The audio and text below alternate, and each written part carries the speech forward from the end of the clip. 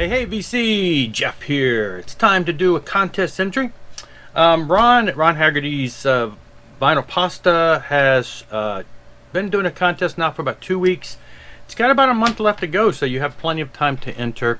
Ron has changed his channel name a couple times since I've known him in the past few years, and this is, again, he did a change not too long ago. So his subscription rate base is, up to about 100 now.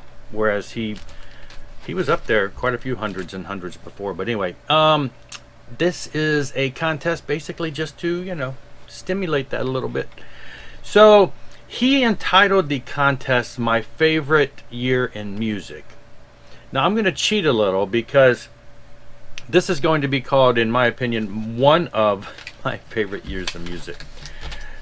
There's just too many years to choose from, and if I had to be totally honest with myself, and this would be too expected, I think anybody that knows me, knows my channel, they're gonna say Jeff's gonna go for the 80s because he's an 80s kid. Well, that's true, and I would have to look back and say 84, maybe 83 are probably two of my favorite years, only because that was when I was in the midst of my, ending high school.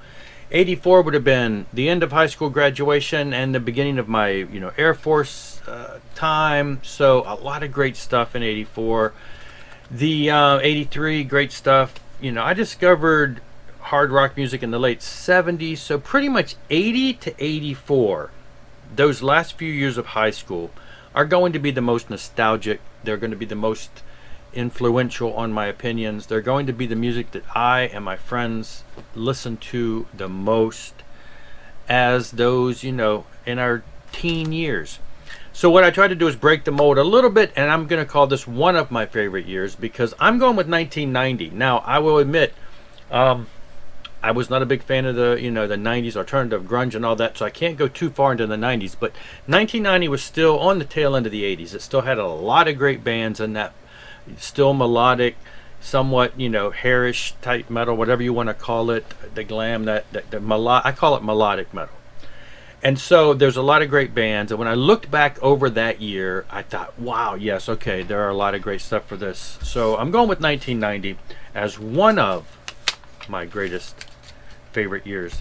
So questions are basically there's 6 questions which incorporate like 10 albums. So first question is an overrated band. Now these are all bands from 1990, so it does, it's nice to be limited because you could go forever with these. An overrated album from 1990. It's the only one I do not currently have on vinyl. Yes, I am aware they just reissued it on vinyl. Yes, I am aware it is in my wish list and I will have it one day. But for right now, Empire, Queensryche, probably some of the biggest hits. Even probably bigger hits on the radio than maybe Operation Mindcrime. It's probably one of their most commercial. It is an excellent album. He makes the point, Ron made the point, just because you say it's overrated doesn't mean it's bad. Love this album. I just feel like they've got so much greater material out there that, this is just overrated because it had so many hits, Jet City Woman and Silent Lucidity. It just goes on and on. They were all over MTV and stuff back in the day. All right, next up, an underrated album, and I'm going to say an album that little to nobody knows about, which makes it underrated for sure, and that's The Awful Truth. One and done, trio, amazing. It is on Metal Blade Records. Sadly, even it was on Metal Blade, it's a great album, lots of harmonies, 3-piece band.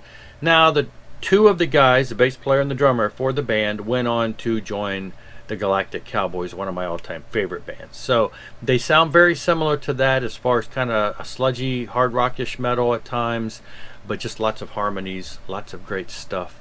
Just an amazing album, very much underrated because not many people really know about it. I tracked it down on vinyl, had to get it from overseas, I believe, or maybe I did, maybe whatever. It's not like it's super easy, but it wasn't super expensive either. So I would just say check it out if you're not familiar with it. So that's one of my underrated. Now, a comeback album. Comeback album could be a band that broke up and came back, or a band that basically came back with a better album. I don't want to say better album. Came back in some fashion. So that's what he chose. That's what I'm choosing. I'm doing Guardian Fire and Love. Now, Guardian's first album, amazing slab of wax. Oh my gosh, one of my just favorite albums. But they had a singer changed, lost their singer, got a new singer here with Jamie Rowe. And this album, it's a change of style, change of pace, change of vocals, change of feel. And it's just, they went on to do many albums with this current lineup. And this is just, it's a comeback album of a band with the singer that just came out of the gates blazing. So it's, you know, sometimes you never know when you change singers, and this is a definite. This was an amazing comeback with a new singer lineup there. Next up, we got a debut album, and there were quite a few debut albums in 1990. I'm going with Recon, Behind Enemy Lines, recently reissued on vinyl, I don't know, last year or so, has been reissued a couple times. And it's, you know, they are a one-off, one-and-done Christian band, very similar style-wise, that kind of U.S. power metal feel.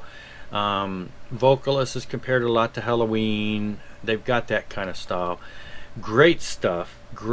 They did one album and basically disappeared. The guitar player, George Ochoa, went on to join Deliverance, a thrash band, did a lot of great work there.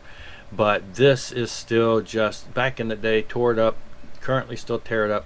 Great debut album. And there were quite a few great ones to choose from. Now, next up is a wish list item. Now, I am going to show this. Ron's wish list item was this album. Haha.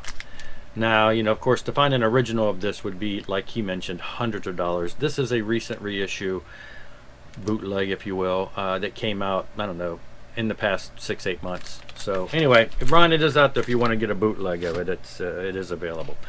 But for me, it's another one that I just found out a couple weeks ago is actually also released as a bootleg, and Chris Prophy just showed it in a video, and that's Rat Detonation. One of the harder ones to find, next to like Infestation, but it's one of the harder ones to find for out without paying, you know, an arm and a leg. But it has been pressed on a colored vinyl bootleg edition, so I probably will be going back to that record store that carries those in my local area to get one of those. So that's on my wish list. Even the bootleg copy, I want to get a copy of that. And I think that's, aside from the newer album, that is probably the only other Rat album I'm missing. So and then the other question is top five, top five records from 1990. So many great ones, and I just kind of wanted to kind of sprinkle it out to kind of an eclectic feel for things that happened in 1990.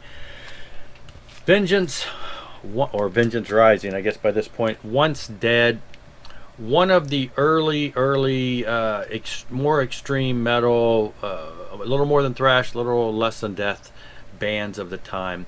This is their second album. Their first album, absolute masterpiece. Second album, they felt like they were moving into their feel and groove a little bit, and I just remember playing this to death back in the day. Still love it. Recently reissued on vinyl like in the past year or so.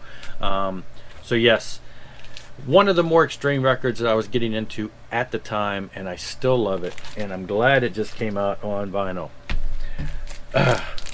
Trouble, their self-titled fourth album. Great stuff. Big Trouble fan. I just mentioned them recently in a video because Eric Wagner, the vocalist, just passed away. So Trouble, one of the US doom bands that I really like, and this album 1990 is on my list at number 4. Number 3 is King's X, Faith, Hope, Love. Love this album. Now at this point, King's X had some, they were tinkering with their sound a little, I thought, compared to the earlier release, and so it took me a while to get into it, but they have some amazing songs on here. Lots of harmonies, another 3-piece band. Very much in the lines of The Awful Truth and Galactic Cowboys. They're all from that same Texas area. And they kind of come off with that sound and the producing and stuff that kind of makes them sound like that. But this is just, of course, I've mentioned these guys a lot recently because of the reissues on vinyl. And yes, number 3, King's X, Faith, Hope, Love. I was almost going to list this as my debut album, but I had to bring it into the top 5. And so at number 2, Tourniquet, Stop the Bleeding. Just, you know, they were, again, one of the more, they were at this point tinkering with thrash, but the vocalist at times was compared a lot to the falsetto sound of King Diamond. along with the second vocalist being a little more on the barky, heavier side. Musically intricate, super musicianship.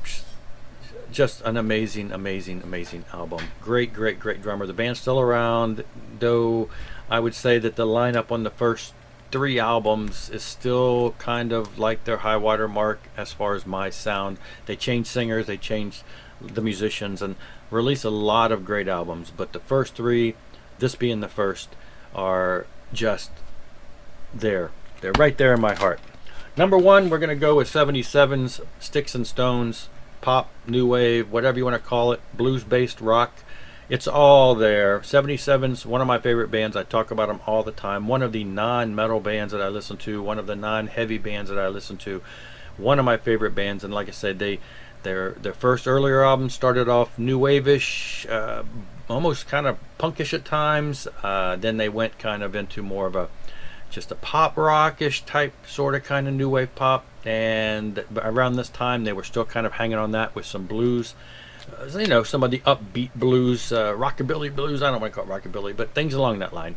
This is the album though, and was recently reissued on vinyl as a Kickstarter like 4 or 5 years ago, and maybe not even that long. But anyway, great album, one of my favorite albums by the band. Great band. That's going to be my number 1, and I am going to drop it at that. So jump on board, video link below for the contest. You've got about a month now till the end of September to jump on this one. Thanks a lot, Ron, for the contest, and we will see y'all later. Rock on and rock hard.